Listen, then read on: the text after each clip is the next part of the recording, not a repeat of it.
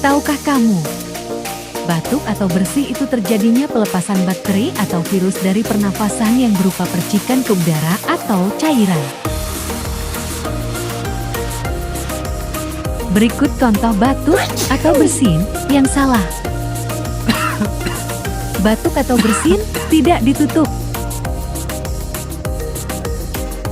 Lalu, bagaimana etika batuk dan bersin yang benar? Saat batuk atau bersin, tutup mulut dan hidung menggunakan tisu. Apabila tidak ada tisu, batuk atau bersin bisa menggunakan lengan bagian atas yang menutup mulut dan hidung.